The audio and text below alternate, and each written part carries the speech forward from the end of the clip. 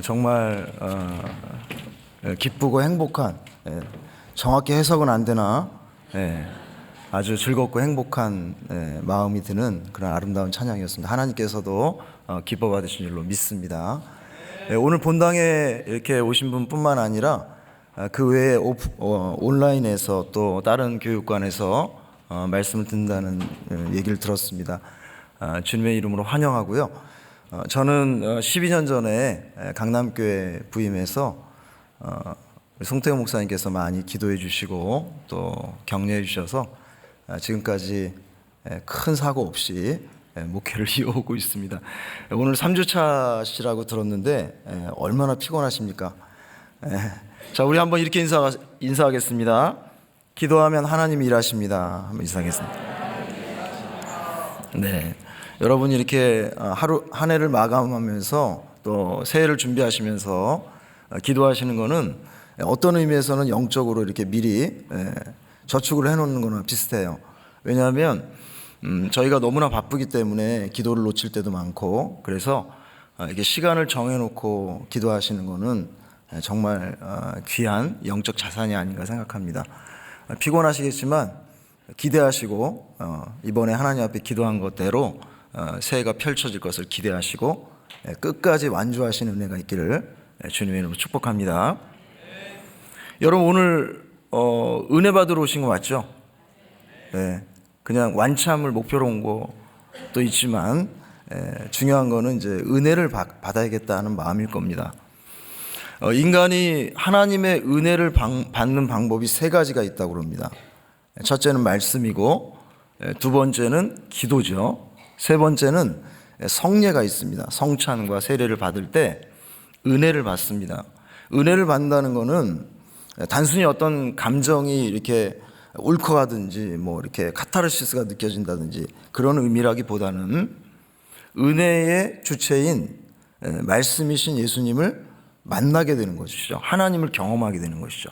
그래서 이 세 가지 방법을 통해서 인간은 하나님을 만나는 은혜가 있게 됩니다.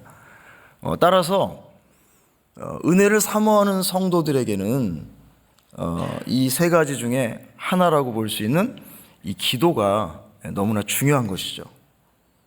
자, 그런데 한국교회 교인들에게 기도에 대한 오해가 있습니다. 심각한 오해인데, 이건 뭐냐면 우리가 그냥 열심히 기도를 하면 하나님의 마음이 움직여져서 그 결과로 응답을 받을 수 있다는 생각입니다.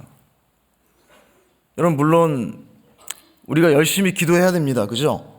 지금 3주차 오고 있는데 이게 맥 빠지는 소리인가 이럴 수 있는데, 물론 우리가 하나님께 열심히 기도하면 성경에도 보면 하나님께서 그 마음을 바꾸신 사례가 등장합니다. 실제로 하나님께서 그런 마음이 처음에 없으셨는데 어떤 인간의 열심 어린 그런 기도를 통해서 하나님 마음을 바꾸시죠. 예를 들면 히스기야의 기도를 받으셔서 생명을 연장하신다든가 이런 부분들이 등장하죠. 그러나 기도가 응답되는 것은 우리가 꼭 기억해야 될 게 뭐냐면 하나님의 말씀과 하나님의 성품에 근거하고 있다는 사실을 기억할 필요가 있어요. 그러니까 말씀에 기대어 기도할 수 있어야 되는 겁니다. 또 하나님의 성품을 알아야 기도가 시작이 되고, 또 당장에 응답이 되지 않아도 기도를 계속할 수가 있어요. 응답이 주어질 때까지 기도할 수 있어요. 하나님의 성품을 깨닫게 될 때. 기도 응답이 인간이 정성을 다하는 어떤 노력의 산물이 되어버리고 결국에 하나님의 그 어떤 우리의 기도를 들으셔서 기도의 어떤 애씀의 결과를 통해 응답이 주어진다라고 생각되면 하나님의 어떤 전적인 은혜라고 하는 복음의 정신에 어긋나 버리게 돼요. 이게 자칫 잘못하면 기도 생활이 교리적으로 말하면 행위구원론이라고 그러나요? 그죠? 또 신인 협력설이라고 들어보셨어요? 하나님이 다 하신 게 아니라 인간이 무엇인가 거기에다 보태야만 된다라는 그러한 잘못된 길로 빠질 수가 있어요. 그리고 우리가 자칫 잘못하면 중언부언할 수가 있고요. 주문과 같은 주술을 반복하면서 자기 만족적인 종교 생활에 빠질 가능성이 상당히 큽니다. 자, 그렇다면 기도란 무엇인가? 우리가 딱 정립을 하셔야 되는데, 우선 기도는 하나님과의 대화이고 하나님과의 관계예요. 너무 평범한 개념 같죠? 그러나 여러분, 이게 굉장히 중요합니다. 하나님이 우리에게 말씀하시고 우리는 하나님의 말씀을 듣습니다. 이게 기도입니다.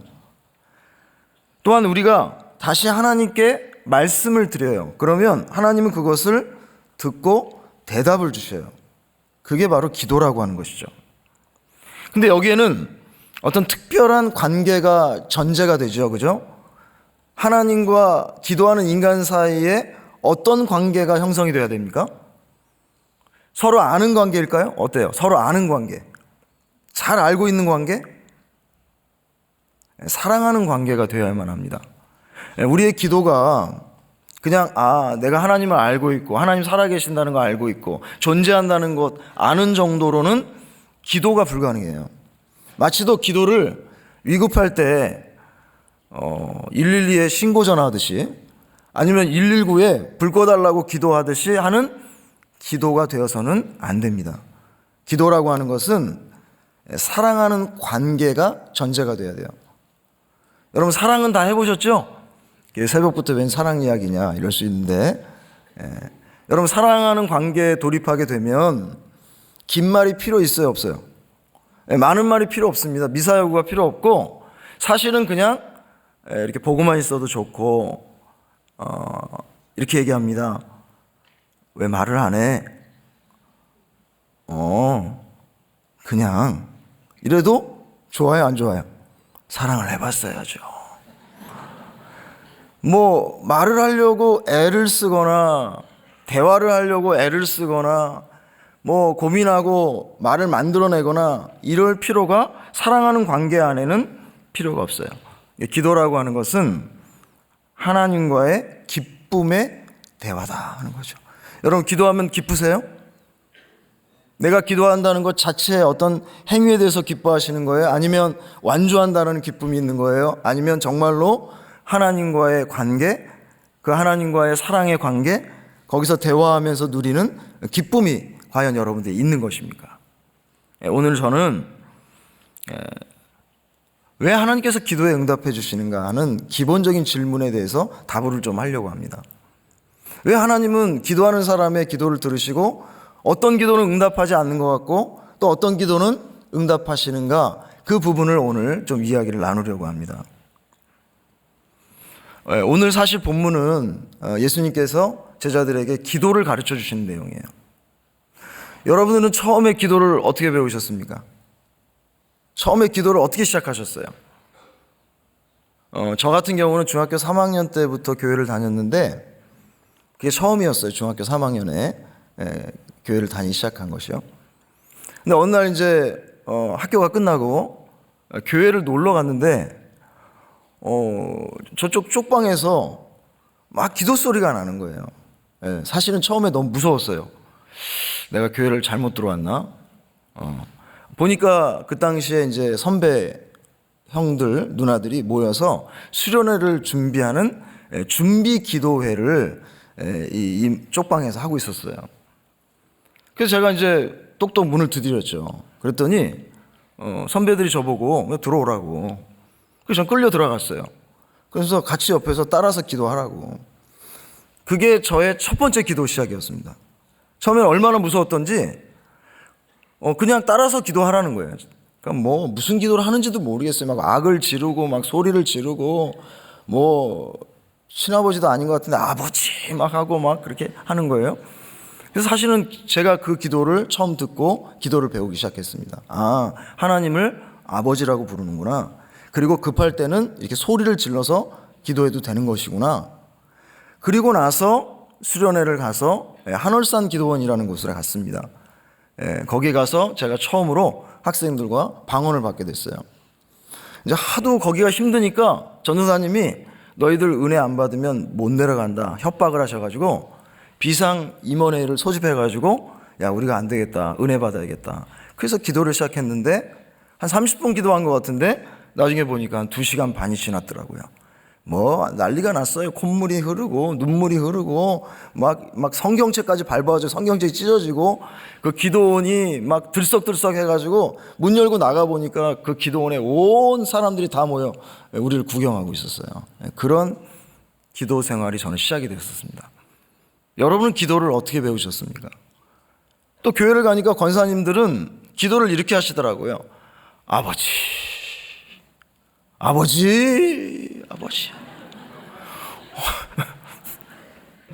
근데 나중에 알게 됐습니다.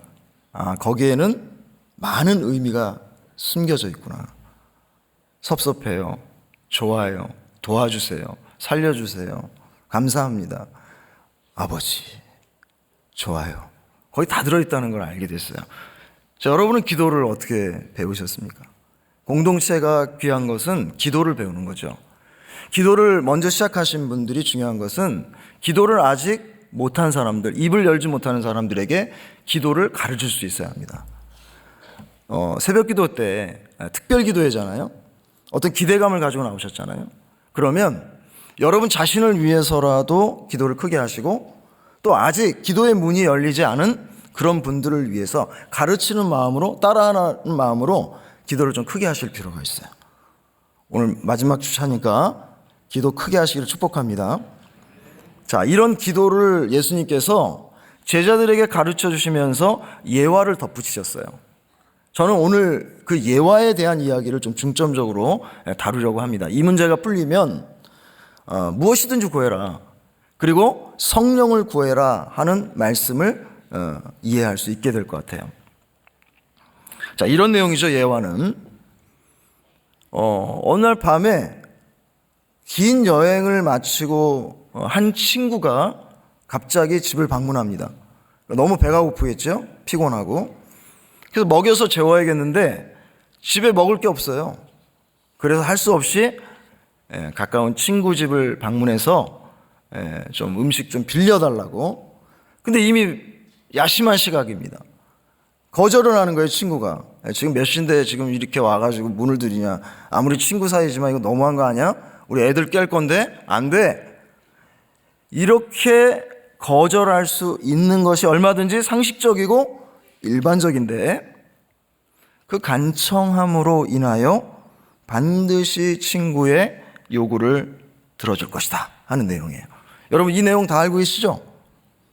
또 최근에 설교 들으신 거 아니에요? 자, 여기에 기도에 대한 오해를 낳는 결정적 부분이 등장하고 있습니다. 우리 8절의 말씀 다시 한번 읽어보겠습니다. 시작.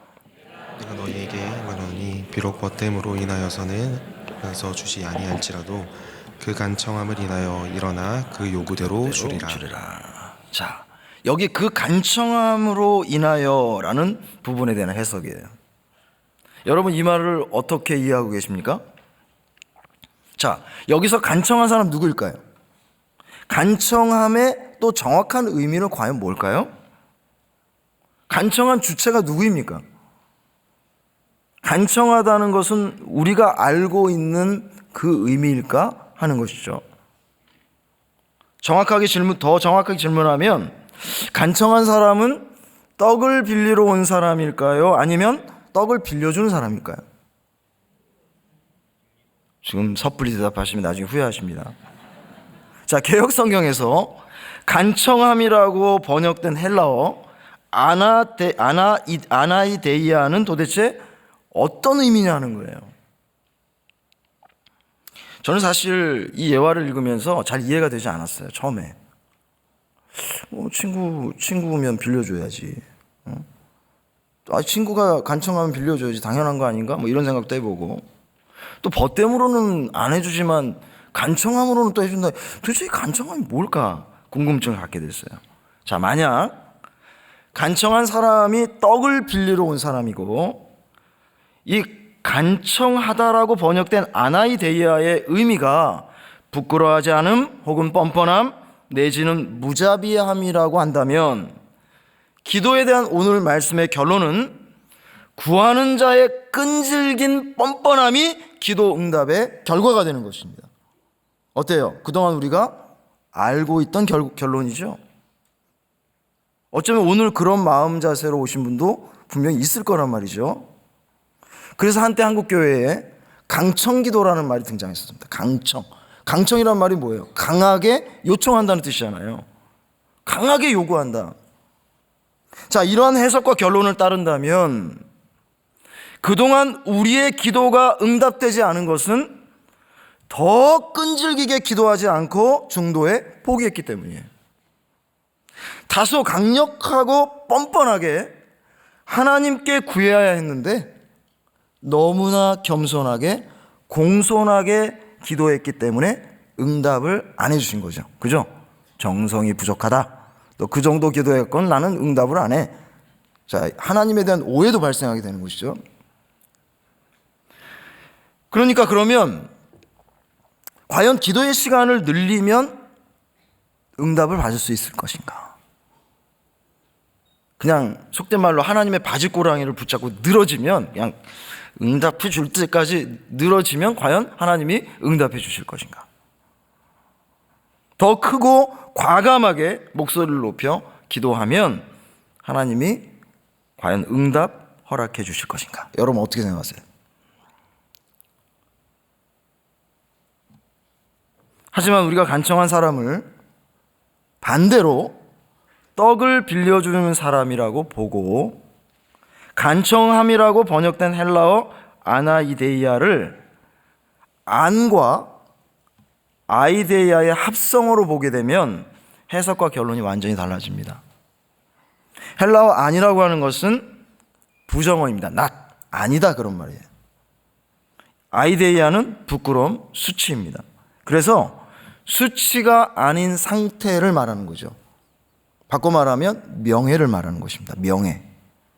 이러한 의미를 반영하여 다시 해석하면 결론이 떡 빌려주는 자의 명예를 위하여서라도 빌려주지 않겠느냐 그런 말이에요. 사실상 이 본문은 수치와 명예에 관한 이야기라고 볼 수 있습니다. 고대 근동 지방에서 이 수치라고 하는 것은 죽음에 가까운 일이에요. 명예는 반대로 생명과도 같은 일입니다. 지금도 간혹 보면 명예 존속살인이라는 말이 등장하죠. 잔인한 말이죠. 어떤 한 사람이 그 집안의 명예를 훼손했을 때에 가족들이 동원돼서 그 사람을 살해하는 일이에요. 그만큼 지금도 고대 근동 지방은 이 명예를 굉장히 중요하게 생각합니다. 이러한 문화에서 자기 집이나 마을을 방문한 손님을 제대로 대접하지 못하는 것도 그 집과 마을의 수치이자 명예를 훼손하는 일이 된다라고 하는 것입니다. 자, 이러한 맥락에서 오늘 본문은 떡을 빌리러 온 사람의 끈질김이나 뻔뻔함이 아니라 떡을 빌려주는 사람의 명예 때문에 결국에 떡을 빌려준다라는 것으로 이해되어야만 합니다. 즉 수치를 당하지 않기 위해서 빌려준다. 이것을 그대로 기도에 적용을 하면 하나님께서 우리의 기도에 응답해 주시는 것은 우리의 끈질긴 기도 때문이 아니라 기도를 들으시는 하나님, 바로 우리 아버지의 명예 때문이다라고 하는 것이에요. 자, 그래서 제자들이 예수님께 기도를 가르쳐 달라고 했을 때 예수님께서 거듭 강조하신 것이 있어요. 자, 2절 말씀 우리 다시 한번 읽어보겠습니다. 시작. 께서 이르시되 너희는 기도하라. 아버지여 이름이 거룩히 여김을 받으시오며 나라가 임하시오며. 네, 기도에 대한 가르침을 시작하실 때 하나님 아버지의 이름, 즉 그 이름의 명예를 놓고 기도할 것을 가르치셨어요. 또한 기도의 가르치심을 최종 결론적으로 마무리하는 13절에도 봐도 다음과 같은 말씀이 있죠. 13절 읽어보겠습니다. 시작. 너희가 악할지라도 좋은 것을 자식에게 줄 줄 알거든 하물며 너희 하늘 아버지께서 구하는 자에게 성령을 주시지 않겠느냐 하시니라. 여러분, 악한 아버지가 왜 아들에게 좋은 것을 줄까요? 악한데, 사랑이 없는데. 체면 때문이죠. 체면 때문이죠. 하물며 하늘 아버지께서 그렇게 하시지 않겠느냐 그 말이죠. 그분의 명예를 여기서도 언급하고 있어요. 그러니까 우리가 기도 생활할 때 우리가 열심히 기도해서 응답받는 것이 아니라 하나님께서 당신의 이름과 명예를 걸고 응답해 주신다는 사실을 기억할 필요가 있어요. 아, 그럼 나 오늘부터 열심히 안 해도 되겠네. 또 이상한 쪽으로 적용이 가요. 여러분, 이런 확신을 가지고 더 열심히 기도하셔야 돼. 나의 열심이라고 하는 거는요, 어느 순간인가 식어버릴 수 있어요. 사람은 위급하면 기도하게 되어 있습니다. 누구라도. 그렇지 않아요? 일상이 평범한데, 일상이 평안한데 누가 기도합니까? 미래가 보장되어 있는데, 미래가 안심이 되고 내 계획대로 다 되는데 누가 기도하겠습니까? 불안하고 힘들고 어려우니까 누구라도 기도는 합니다. 근데 그것이 응답받을 때까지 기도하기 위해서는 나의 열심으로는 부족해요. 정말 기도가 뭔가, 그리고 기도를 하는 우리를 바라보시는 하나님께서 도대체 어떤 마음을 갖고 계신가를 정확하게 파악해야 기도의 줄을 놓지 않을 수가 있어요. 자, 이러한 기도의 본질을 가장 잘 알고 있었던 사람 중에 한 명이 누구냐면 바로 모세라고 하는 사람이에요. 모세가 하나님의 말씀도 받고 그 말씀을 가르치고 그 말씀에 따라 심판한 민족의 위대한 지도자이기도 하지만 그가 정말로 위대한 것은 기도의 사람이었다고 하는 거예요. 출애굽기 34장에 보면 그 유명한 금송아지 사건이 등장하고 있습니다. 여러분, 이 사건 잘 알고 계시죠? 네. 모세가 하나님의 말씀을 받기 위해 올라간 그 틈을 타서 이스라엘 백성들이 아론과 함께 금송아지 우상을 만들어 하나님을 대신하며 하나님을 대적했던 사건이었습니다. 자, 이 사건에 하나님의 고발장이 등장하고 있는데 우리 한번 출애굽기 34장 7절 8절을 한번 읽어보도록 하겠습니다. 시작. 여호와께서 모세에게 이르시되 너는 데려가라. 내가 애굽 땅에서 인도하여 낸 내 백성이 부패하였도다. 계속 읽으셔야 됩니다. 시작. 그들이 내가 그들에게 명령한 길을 속히 떠나 자기를 위하여 송아지를 구워 만들고 그것을 예배하며 그것에게 제물을 드리며 말하기를 이스라엘아, 이는 너희를 애굽 땅에서 인도하여 낸 너희 신이라 하였도다. 여기 보면 하나님께서 속내를 드러내신 장면이 있는데 자기 백성이라고 그래요? 모세 네 백성이라고 그래요? 네 백성이라고 그런단 말이죠. 이거 무슨 뜻이에요? 내 거 아니야. 네가 알아서 해. 그런 말이에요. 난 도저히 이 백성을 감당할 길이 없다. 난 포기하고 싶다. 그 속내를 하나님께서 여실히 드러내고 있죠. 자, 우상숭배 문제를 해결하셔야 돼요. 기도가 가능하기 위해서는. 하나님과의 관계가 정상화되어야 기도가 정상화될 거 아니에요? 그죠? 기도는 기도대로 하고 여전히 세상적으로 의지하는 것은 따로 있어요. 내가 하나님보다 물질을 더 많이 의지해. 사람을 더 많이 의지해. 결정적일 때는 사람을 따라가고 세상을 따라갑니다. 그러면 기도가 가능할 수가 없어요. 이 우상 문제가 해결되기를 주님의 이름으로 축복합니다. 그러니까 하나님께서 이 백성을 향해서 뭐라고 말씀하시는 거냐면 더 이상 회복 불능이다. 불가능하다. 자, 이어서 34장 9절 10절 계속해서 읽죠. 시작. 여호와께서 또 모세에게 이르시되 내가 이 백성을 보니 목이 뻣뻣한 백성이로다. 그런즉 내가 하는 대로 두라. 내가 그들에게 진노하여 그들을 진멸하고 너를 큰 나라가 되게 하리라. 자, 여기서 하나님께서 아주 독특한 표현을 쓰고 있는데 여러분 지금 목이 뻣뻣하시죠? 어때요? 목이 뻣뻣하다는 말이 무슨 말이에요? 교만하다는 말입니다. 이것은 사실 그 농경사회에서 그 소가 이렇게 주인의 이끔대로 이끌지 않고 목을 어떻게 하는 거예요? 이렇게 한번 해보세요. 네? 이게 목이 뻣뻣한 거 이거요. 이거 절대로 하나님을 따라가지 않겠다는 거죠.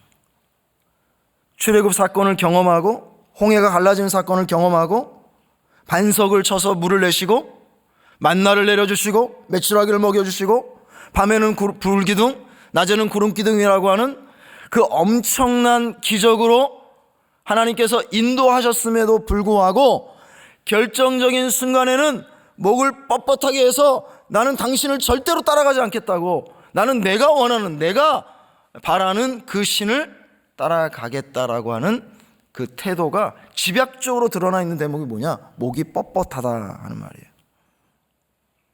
자, 그러자 이제 모세의 기도가 등장하게 됩니다.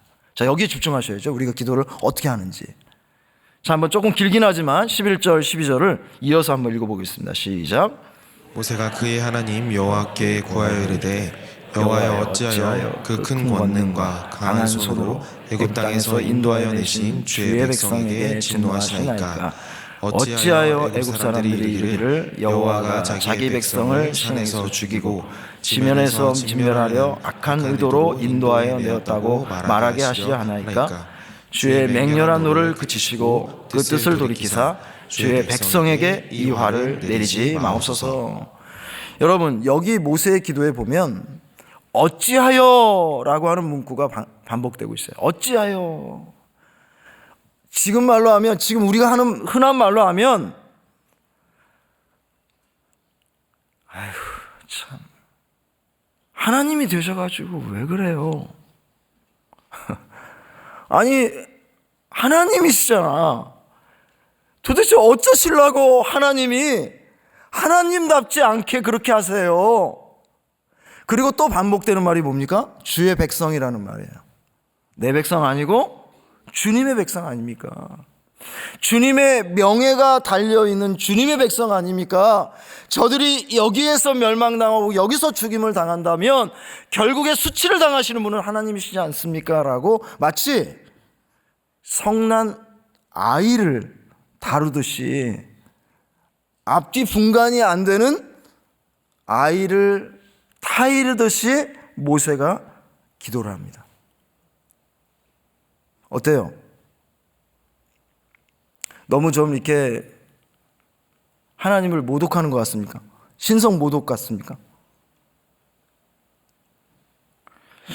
그러면서 기도가 또 다음과 같이 이어지고 있죠.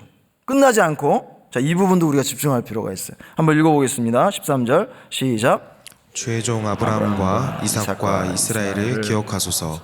주께서 그들을 위하여 주를 가리켜 맹세하여 이르시기를 내가 너희의 자손을 하늘의 별처럼 많게 하고 내가 허락한 이 온 땅을 너희의 자손에게 주어 영원한 기업이 되게 하리라 하셨나이다. 제가 좀 죄송한 표현 쓰겠습니다. 하나님께서 결정타를 맞으셨는데 그 결정타가 뭐였냐면 아브라함의 언약을 상기시키는 겁니다. 하나님께서 기억력이 없으실까요? 하나님께서 뭐 이렇게 까먹으시고 뭐 치매가 되실 수 있을까요? 그럴 가능성은 없어요. 전능하신 분이고 전지하신 분입니다. 그런데 모세의 기도가 아브라함의 언약을 딱 들고 나와요. 하나님 그때 아브라함 때부터 이삭, 야곱에 이르기까지, 지금에 이르기까지 이들이 출애굽을 하고 즉 광야를 지나 약속의 땅으로 가고 있는 것은 다름 아닌 아브라함과의 언약을 이루시기 위한 하나님의 신실하심의 결과가 아니었습니까?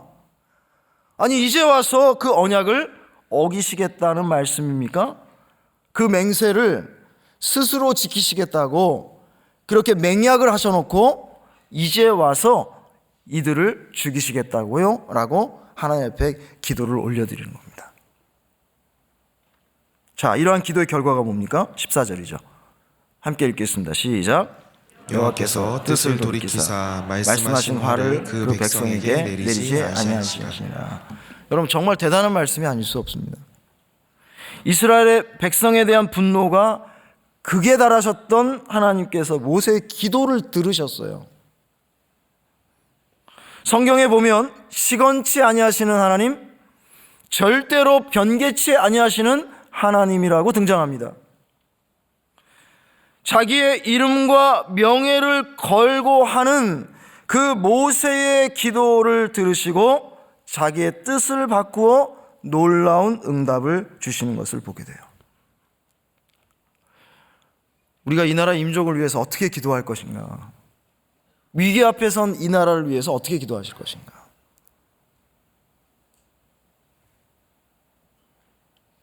그것은 바로 하나님의 이름이 세상에서 거룩히 여김을 받으시기 위해 하나님의 말씀과 하나님의 성품에 기대어 하나님의 일이 이루어지도록 하나님과 대화한 바로 그런 기도에 달려있는 것이죠. 그래서 모세는 아예 별명이 뭐예요? 하나님의 친구. 친구 먹은 사람. 하나님하고 친구 먹은 사람. 그렇다고 뭐 하나님을 함부로 이렇게 손가락질하고 욕하는 그런 사람 되면 안 돼요. 큰일 납니다. 그러나 하나님은 지금도 친구를 찾고 계세요. 친구. 함께 기도하고 대화하고. 보면 하나님도 속상하시잖아요.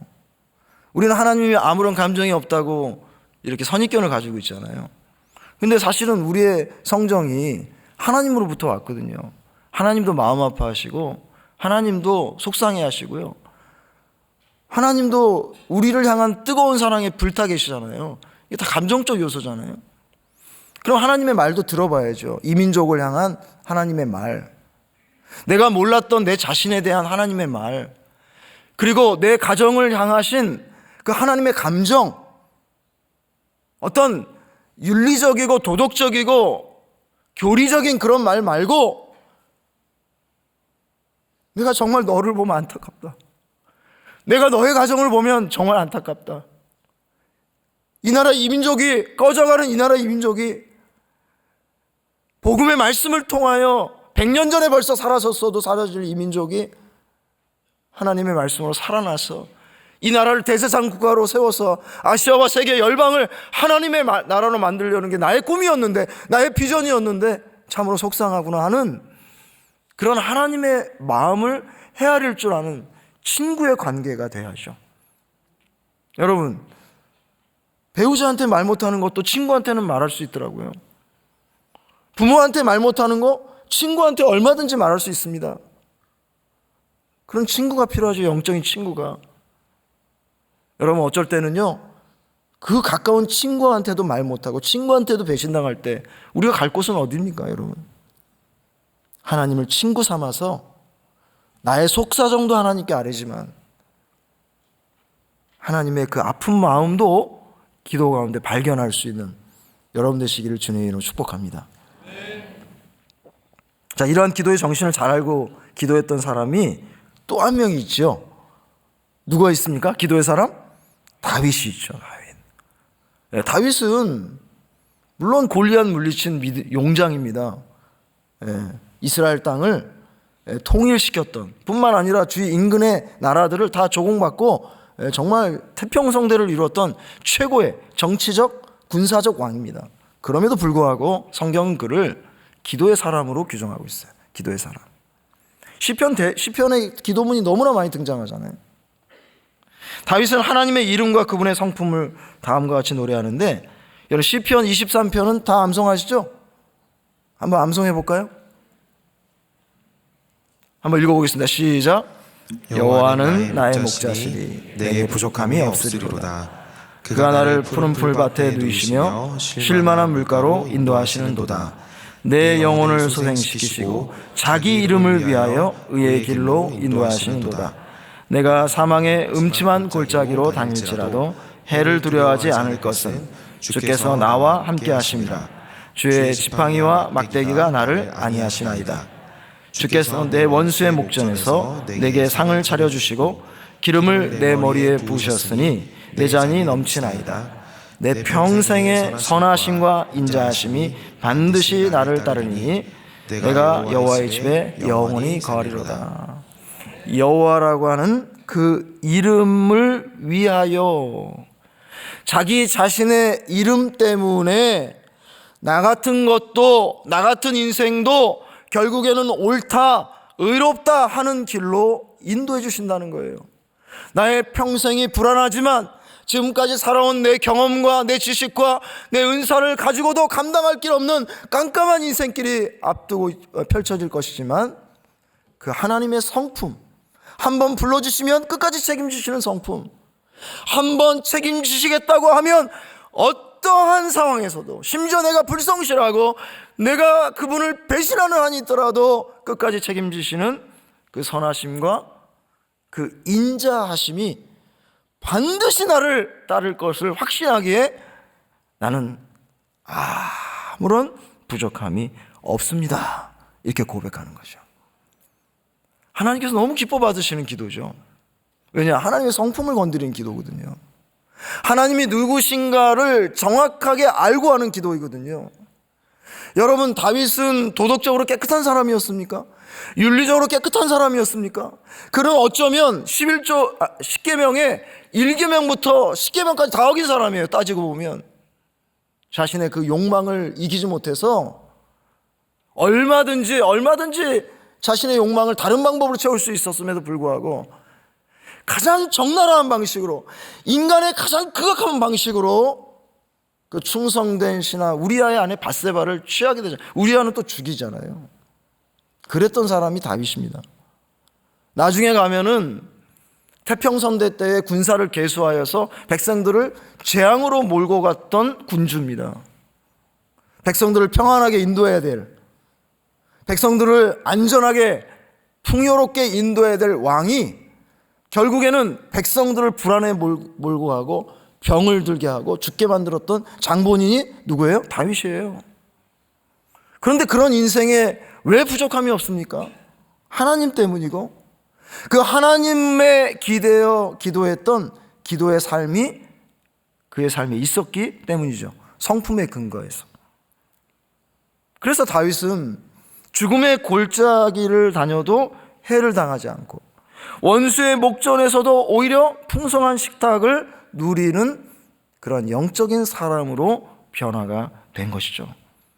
여러분, 새해에도 인생의 골짜기는 찾아올 겁니다.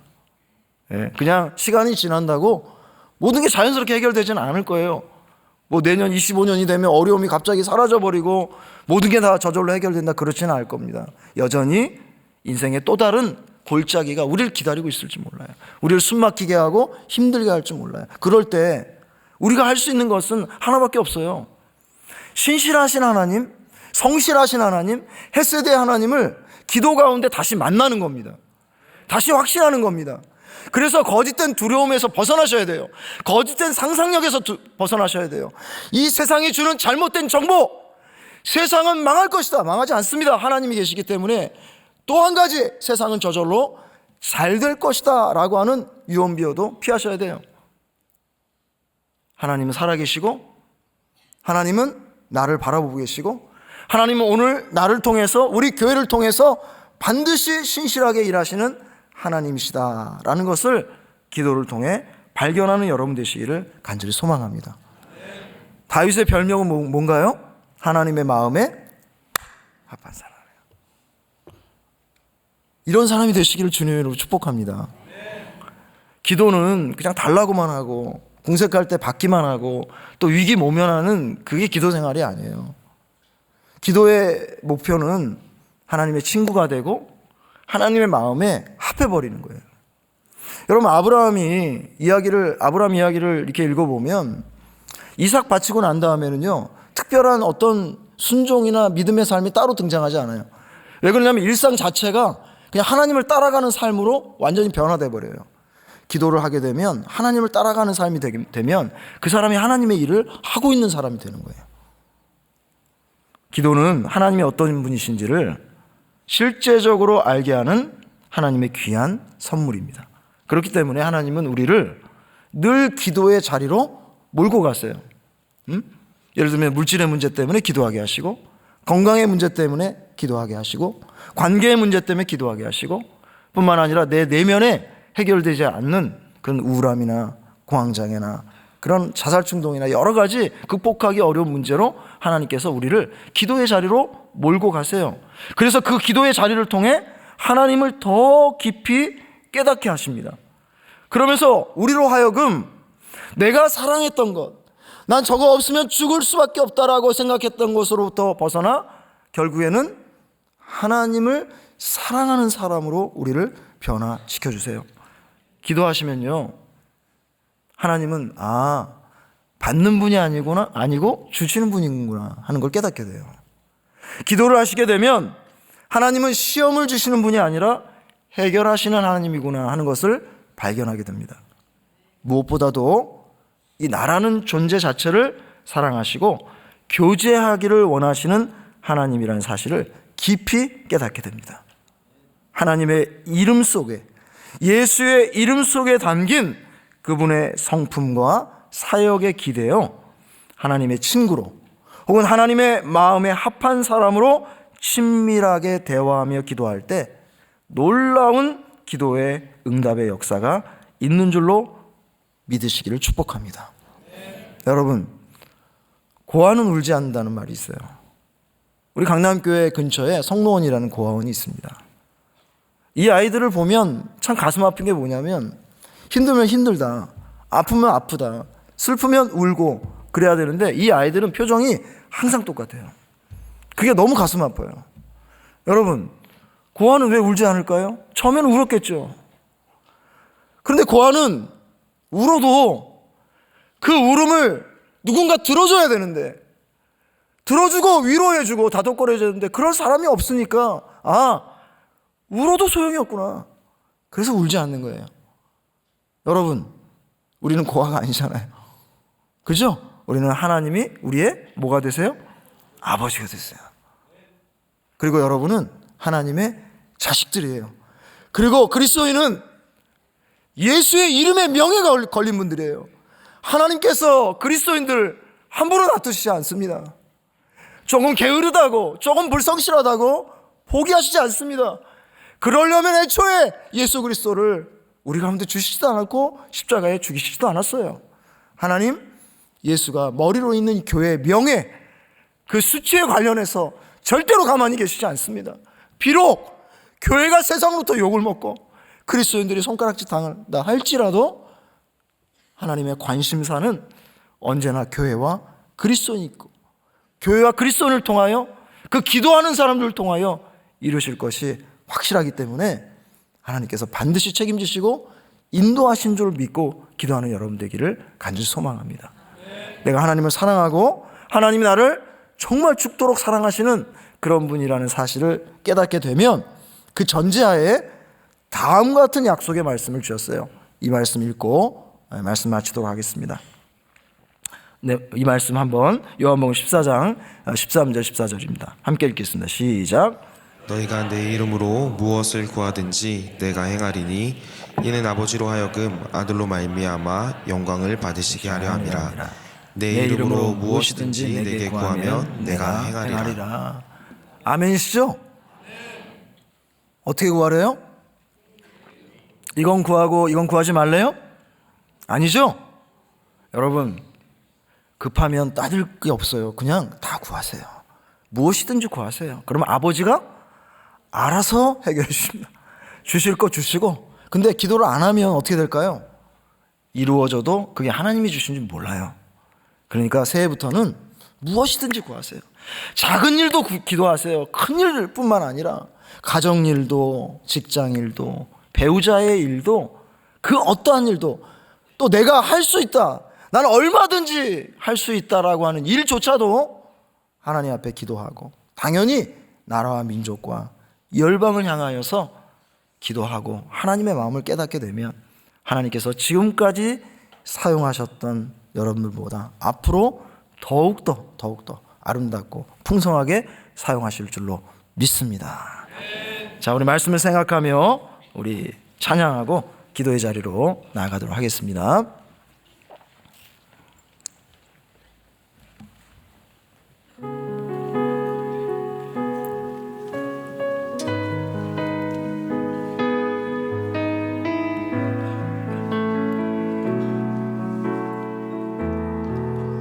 우리 함께 기도해. 우리 함께 기도해. 주 앞에 나와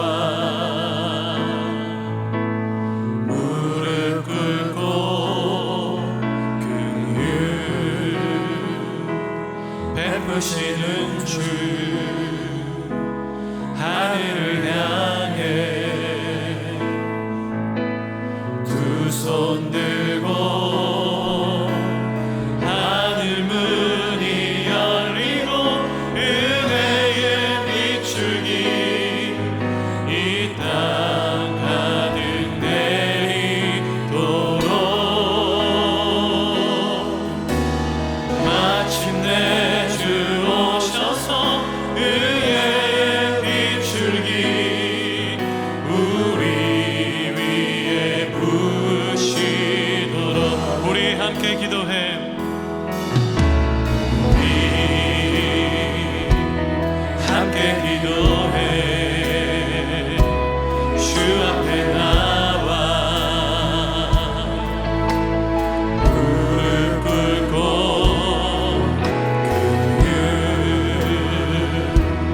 베푸시는 주 하늘을 향해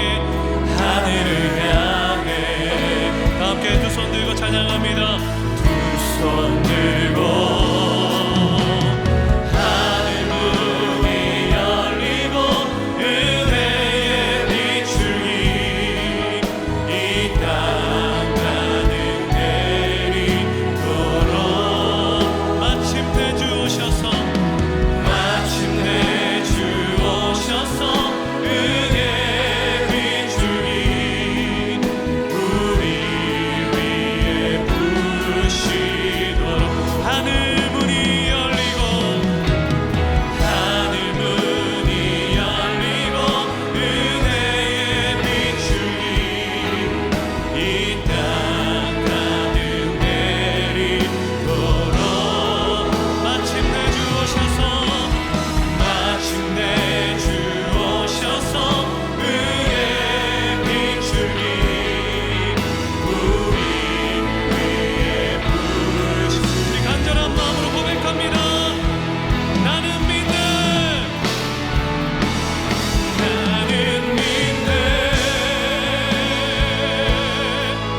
주의 능력으로 내 삶 새롭게 되리. 나는 믿네 주의 능력으로 담대히 나가리라. 주와 함께 싸워 승리하리라. 날마다 믿음으로 나 살아. 나는 믿네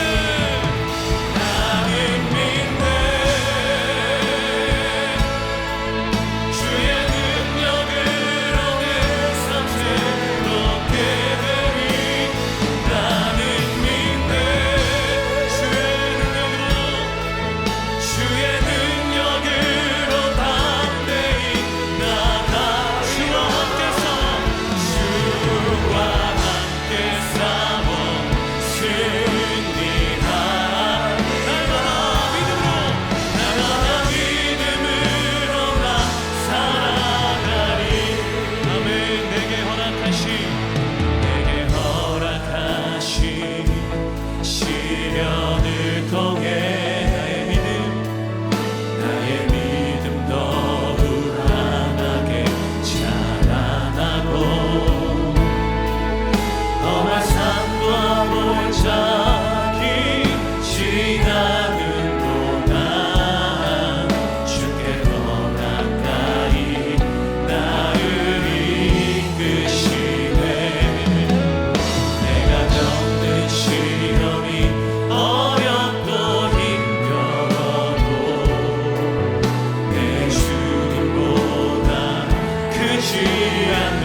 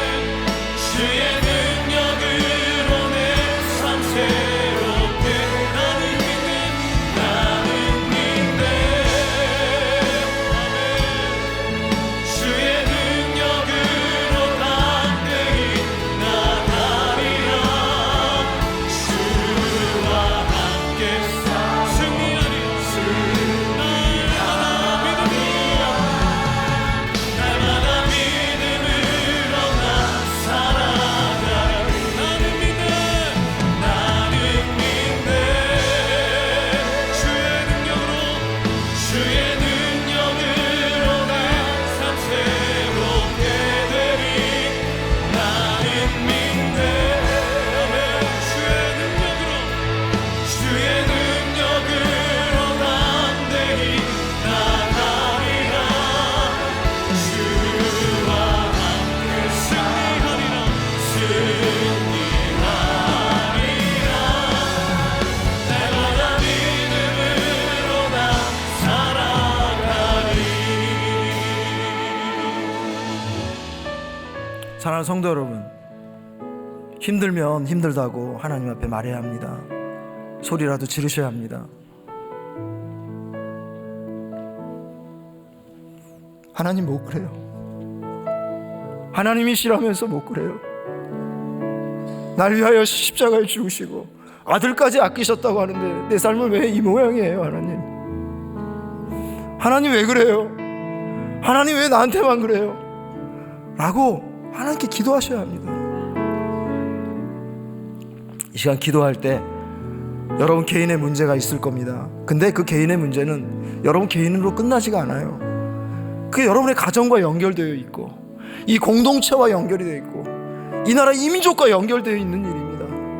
하나님은 오늘도 여러분이 기도하기를 원하세요. 기도하고 움직이시기를 원해요. 기도로 벌떡 일어나시기를 원하고 있어요. 이 시간 우리 주님의 이름을 한번 힘있게, 우리 힘있게 아버지라고 한번 불러볼까요? 아버지 한번 부르면서 우리의 기도에 함께 해서 아버지 한번 부르겠습니다. 아버지.